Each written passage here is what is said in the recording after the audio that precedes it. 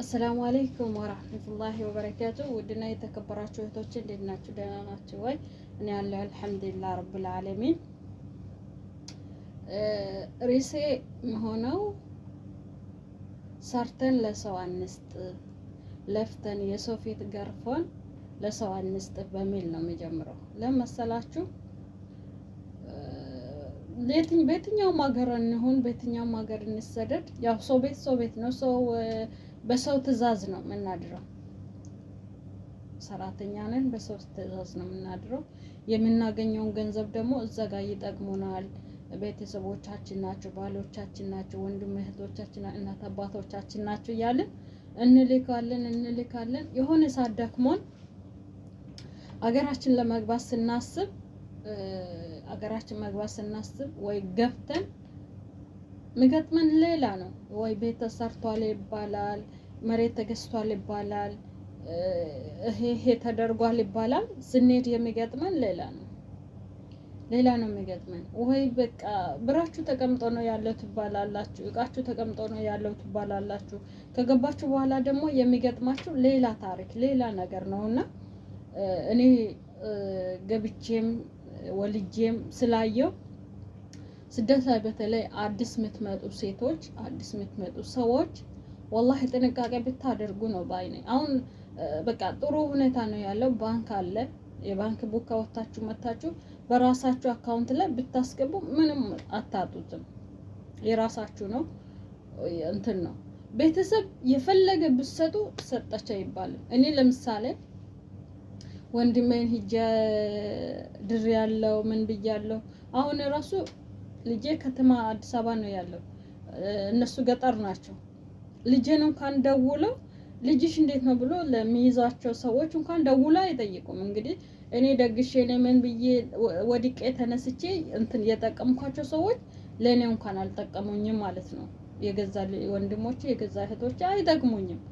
ለዛ ስላልጠቀሙኝ እኔ አሁን አዲስ ለሚመጡት ከዚህ በፊትም ሄዳችሁ ተመልሳችሁ መታችሁ አሁንም አረብ ሀገር ያላችሁ አሁንም ስደት ላይ ያላችሁ የትም ሀገር ሆኖ ስደት ላይ ያላችሁ ሰዎች ጥንቃቄ አድርጉ። ወላሂ የሰው ፊት እንደሚገርፍ እንደ ሰው ፊት እሳት የለም። ሰው ፊት በጣም ያሳንሳችኋል። የሰው ፊት ማዲያት ያወጣባችኋል። የሰው ፊት ብዙ ነገራችሁን ፊዚካላችሁን ምናችሁን ይቀይራል።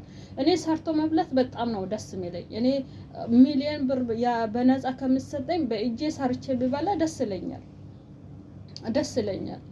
መስራትን ወዳለሁ፣ ግን በጣም የሰው ፊት ገራፊ ነው። የራስ ነገር ሆኖ ብሰራ ችግር የለውም። ግን የሰው ፊት የአረብ ፊት አረቦች አሁን ሰዎች ናቸው፣ ትንሽ ቆይቶ አውሬ ነው የሚሆኑት።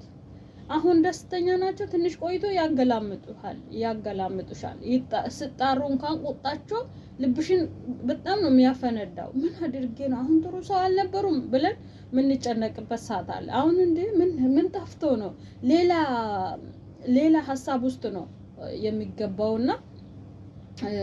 የሚገባውና በሰገድኩበት ቁጭ ብዬ ነው ሌላ ሀሳብ ውስጥ ነው። አሁን ጥሩ አሁን እያወሩኝ አሁን እያዘዙን በስነ ስርዓት አሁን ደግሞ ምን ተፈጥሮ ነው እንደዚህ የሚጮህብን ብለን አእምሯችን የምናጨናንቀው ነገር አለ። እና በዛ ላይ የቤተሰብ እኔ በፊት አባቴ ነበር የሚናፍቀኝ አላህ ይርሐመውና አባቴ ክርስቲያን ነው፣ እኔ ሰልሜ ነው ሙስሊም ሆኜ ነው። አላህ ይርሐመው አይባልም ይባላል። አላሁ ያለም አፉ በሉኝ። እንግዲህ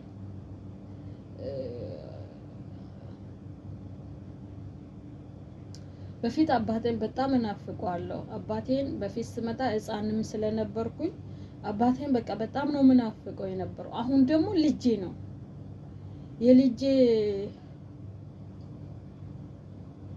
ያ አላህ አፉ በሉኝ።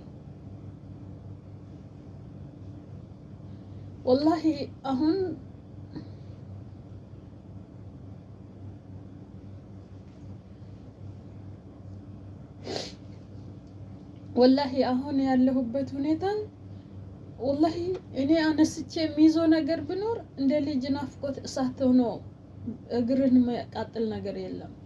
እሳት ላይ እንደቆመ ሰው ነው የልጅ ናፍቆት የሚያቃጥለውና እኔ ብኖረኝ ነገ ዛሬ ሳልል ልጄ ጋር ሄዳለሁ። በጣም ነው ናፈቀኝ። አመት ከ6 ወሩ ነው ጥዬ የመጣሁት። አመት ከ6 ወሩ ነው ጥዬ የመጣሁት።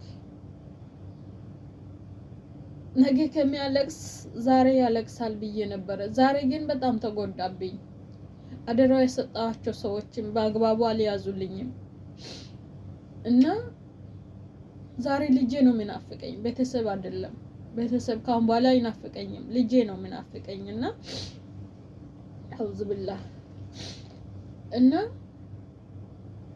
ገንዘባችሁን ወላሂ የሰራነውን ገንዘብ ማሻአላ ኢትዮጵያ ዶክተር፣ መንግስት ሰራተኛ ራሱ መንግስት የሚከፈለውን ብር በላይ እናገኛለን። ግን የኛ አያያዝ መጥፎ አያያዛችን መጥፎ ሁኔታችን የሆነ ምስኪን ሆነን በቃ እሃት እኮ ተርቧል፣ እሃት እንዲሆናል፣ እሃት ታሟል፣ እሃት እንደዚህ ነው፣ ቤተሰብ እንደዚህ ነው የተባለ የምንሰጠው ነገር ነው እኛን ወደ ኋላ የሚያስቀረን፣ ሄደንም መልሶ የሚያመጣን፣ መልሶ ወደ ሰው ሀገር የሚመልሰን የዋህነታችን ነው። በቃ የዋህ እንሁን ነው የሚለው። እኔ የዋህ እንሁን፣ በቃ ብራችን እንያዝ፣ ገንዘባችን እንያዝ። ወላሂ ወቢላሂ እኔ የሚላችሁ ገንዘብ ካለ ማንም ይወዳችኋል። ማንም ማለት ነው። ገንዘብ ካለ ማንም ይወዳችኋል። ገንዘብ ካለ ከቤተሰብ አትለዩም። ገንዘብ ካለ ልጆቻችሁን ጥላችሁ አትመጡም። አፋቸውን ሳይፈቱ ማለት ነው። አፋቸውን እንኳን እናቴ ማማ እንኳን ብሎ መጥራት ከመጀመራቸው በፊት የምንሰደደው በማጣታችን ነው። ይዘን በማጣታ የዋ በመሆናችን ነው የለመድነው ስደት ብለን ልጆቻችን ጥለን እንመጣለንና በቃ ብራችንን እንያዝ። አንድም ብር በተለይ ወላሂ የሚላችሁ ሰዎች እንደኔ አይነት የዋ ልብ ያላችሁ ሰዎች ከማልቀስ ውጪ ምንም ነገር የላችሁ። ከማልቀስ ውጪ ምንም ነገር የላችሁ። በቃ ማልቀስ ነው። ለምን አበላችሁ፣ አጠጣችሁ፣ ሰውማ አያመሰግናችሁ፣ ሰጣችሁ፣ አለበሳችሁ፣ ምንም አደረጋችሁ፣ ወላሂ ሰው አያመሰግና። ሰባብሮ ዱቄት አድርጎ ጥሏችሁ ነው እንጂ የሚሄደው አያመሰግኗችሁ። የሚጎዳው ራሳችሁና ልጆቻችሁ ናችሁ የሚጎዱት። ልጃችሁ ነው የሚጎዳ። ወልዳችሁ ስትመጡ ልጆቻችሁ በእናንተ ናፍቆት፣ እናንተ ደግሞ በእነሱ ናፍቆት ትጎዳላችሁ። ስለዚህ ወላሂ ብራችሁን ያዙ። በቃ እኔ በአላህ የምነግራችሁ አንድም ብር ብትሆን ያለ አግባብ አታውጡ። በተለይ ሄዳችሁ የተመለሳችሁ ሰዎች ማለት ነው። ሄዳችሁ የተመለሳችሁ ሰዎች ለምን እንደተመለሳችሁ ማወቅ አለባችሁ። እኔ አሁን ኖሮኛ አይደለም 6 ወር ምናምን አልፎኛል። 7ኛ ወር ላይ ነው ያለው። ኖሮኛ አይደለም ሂጄስ ተመልሼ ገንዘብን ይዤ አይደለም ግን ካሁን በኋላ ለመያዝ ወስኛለሁ። ካሁን በኋላ ራሴን ለልጄ ቶሎ ብዬ ለመሄድ ገንዘብ ከሌለን 1 አመት 2 አመት 3 አመት 4 አመት የተባለ ልጆቻችን የኛን ጣም ሳያውቁ ያድጋሉ። ትምህርት ቤትም በአግባቡ ሳይገቡ ያድጋሉ። ነገ በአግባቡ ደግሞ እኛን እንትን አይሉ። ገባችሁ? ስለዚህ ሄዳችሁ የተመለሳችሁ ሰው ገንዘባችሁን ያዙ። እኔ ኢንስታግራም ላይ የሆነች ልጅ ስትናገር የሰማሁት ምን ያስደስትሻል ስትባል ገንዘብ ነው ያለች። ወላሂ እንደ ገንዘብ ሰው የሚያስደስት ነገር የለም። ገንዘብ ካለ ማንም ያከብራል። አዳሜ በሙሉ ያየ ሁሉ ያከብራል። ያየሽ ሁሉ ያከብርሻል። ስለዚህ ገንዘባችሁን ያዙ። አንድም ብር የምትወጣበት እኔ አሁን ፊሊፒን ከኔ ጋር አለች። ቤተሰቦቿ ጋር ብር ስትልክ በወረቀት ላይ ትጽፋለች፣ ትደምራለች። ስትደምር ነው የምትውለው። ወላሂ ወቢላሂ ስትደምር ነው የምትውለው። ትደምራለች፣ ትጽፋለች። ለማን እንዳወጣች ታውቃለች። ለማን እንደምትልክ ለምን እንደምትልክ ጽፋ ታስቀምጣለች። ልክ የባንክ ቤት ወረቀት ስመጣ እሷ ደፍተሯን ይዛ ነው ቁጭ የምትለው። እኛ ላክን خلاص ለምን ይዋል ለምን ይደረግ? የምናገኘው ብር እኮ ቢያንስ እኔ አሁን ባለሁበት ከ50 እስከ 60 አገኛለሁ። እንደውም ምንዛሬው ጥሩ ከሆነ እስከ 65 አገኛለሁ። ግን ለምን እንደላኩ አላውቅም። በቃ ብር ያስፈልጋቸዋል፣ ብር መስጠት ላይ ነው እንጂ ማቆ ለምን እንደላኩ ምን ላይ እንደዋለ አልጠይቅም። እሷ ግን ተመራምራ ትጠይቃለች። ለምን ይሄን አድርጋችኋል ብላ ትጠይቃለች። ስለዚህ አንድና አንድ እኔ የሚላችሁ ነገር ማናችሁም ሆኑ ሄዳችሁም የተመለሳችሁም ሆኑ ያልሄዳችሁም ሆኑ ገና አዲስ መጣችሁ 2 አመት 3 አመት 4 አመት እንዴ 20 አመት 15 አመት 30 አመት እኮ እዚህ ሀገር የሚቀመጡ ልጆች ብራቸውን ለምን እንደሚልኩ ለምን እንደሚያውሉ ሳያውቁ የላኩ ነው እንጂ እንዴ የኢትዮጵያ ዶክተሮች እንደኛ ያገኛሉ እንዴ? ወይ በጣም አገኙ ከተባለ 10,000 15,000 እስከ 20,000 ካገኙ ነው። እሱንም ማለት ነው አላሁ ያለም እኔ አላውቅም ካገኙ ማለት ነው። እኛ እኮ ደህና ብር እየተከፈለን ያያያዝ አለማወቃችን የዋነታችን ማድሪ አረብ ሀገር የሚመጣ ሰው ከአንድ እናት የተወለደ ነው የሚመስለኝ። የዋ ነው ሁሉም።